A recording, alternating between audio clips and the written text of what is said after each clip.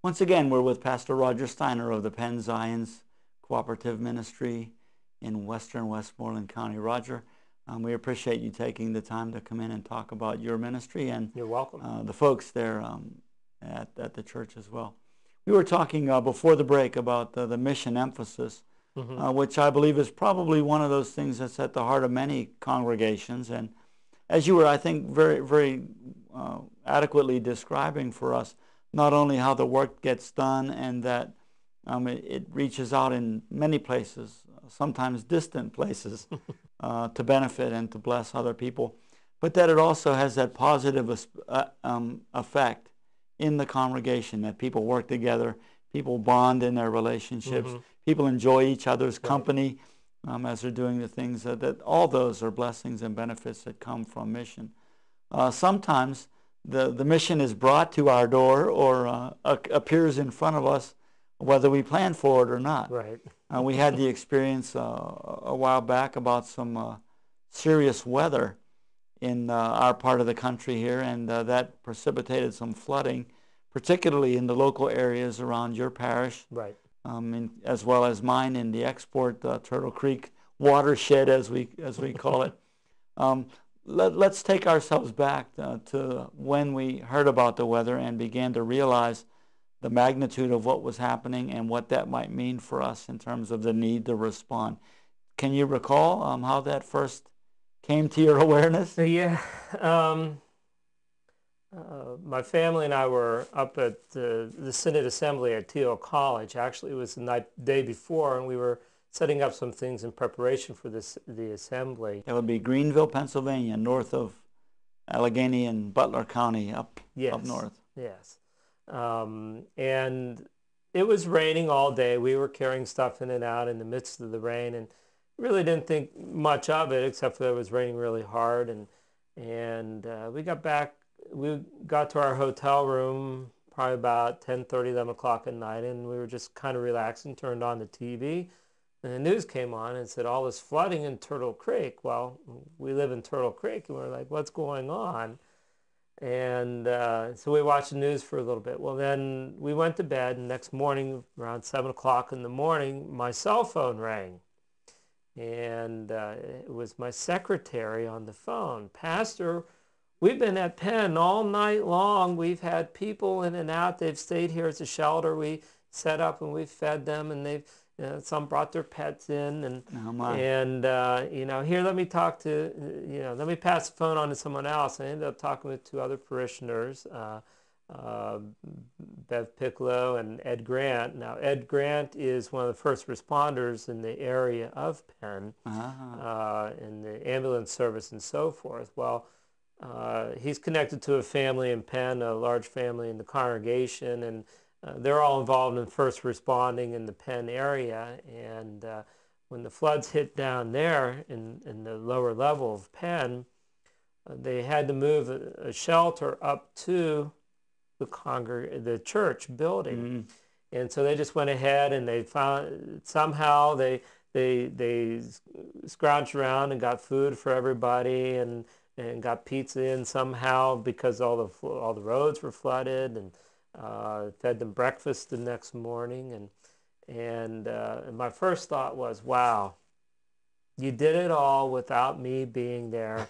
You didn't have to have me be in charge, or they just took the initiative and did that. And my praise of them is the fact that that's the way congregations should be, that they just go ahead and do some of the ministry that needs to happen, taking people in and out of life storms, and just doing the ministry, using the gifts that they've been given, and not have to rely on the pastor to be there to make all the decisions and everything. And I was just very proud of them. We do fall into those patterns and levels of expectation, I guess, don't we? And that it takes something unique, something extraordinary like that sometimes to move us in different ways, or just to respond, as you say, when something is laid on your doorstep, there it is, you pick it up and you deal with it. Here we are, not quite a year later, but how would you describe the level of damage and destruction that was experienced in the area, and what what were some of the specific kinds of needs that people had that folks could reach out and help with? In the lower level of Penn, in the flat area, there were 2 streets that were particularly hit, and homes flooded out. So there was some extensive damage in the homes. And Randy Drystad, a member of the congregation, who's also the borough council president, made arrangements for everybody to just clean everything out right away. And this came from his experience of being down in Mississippi, where we did some, we had a group of 7 went down for Hurricane Katrina. And it was the fact that there was still stuff in the person's home that we helped out with. So his experience there said, let's get this pent-up energy that people have, and let's just get them to work right away. So they had everybody put the trash out and made it so that all of that stuff was removed.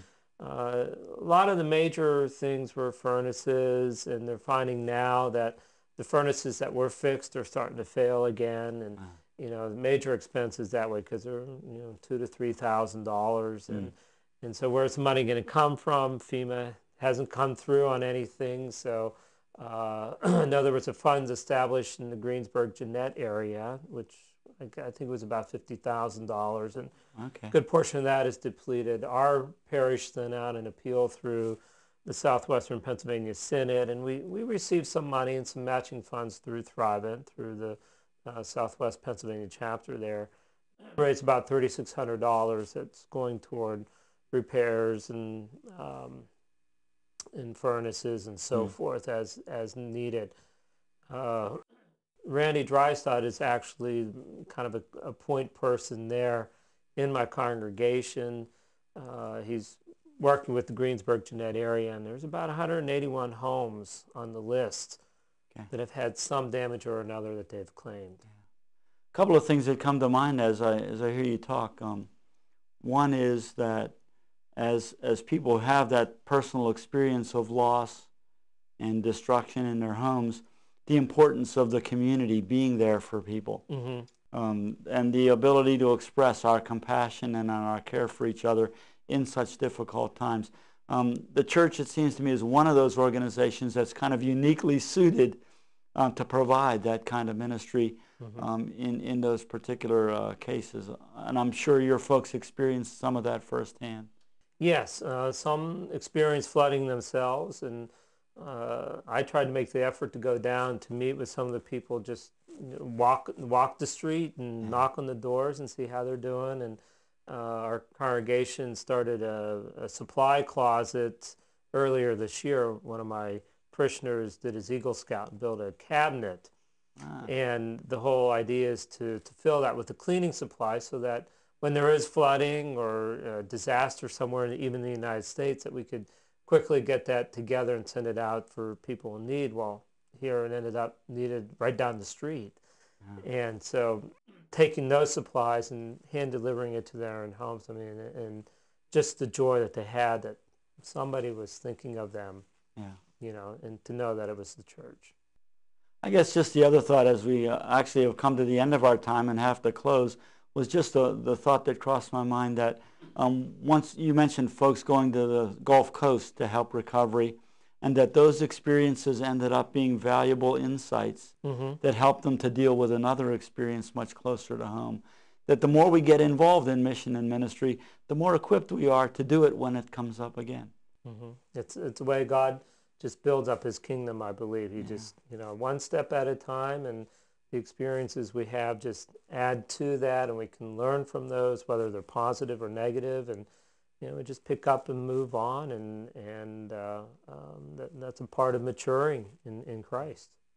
I think very important points, and a very important part of sharing the mission and ministry of your Penn-Zion's cooperative ministry. Roger, thanks so much for taking the time to come in and share with us. Thank you for having me. We wish you God's blessings and continued success in the ministry there. Well, God bless you too. Thanks. Thank you for being with us today on Lutherans Alive. We hope you've enjoyed this opportunity to hear the story of one pastor and one cooperative ministries here in southwestern Pennsylvania. And maybe you'll get involved in your congregation. Until next time, this is Lutherans Alive.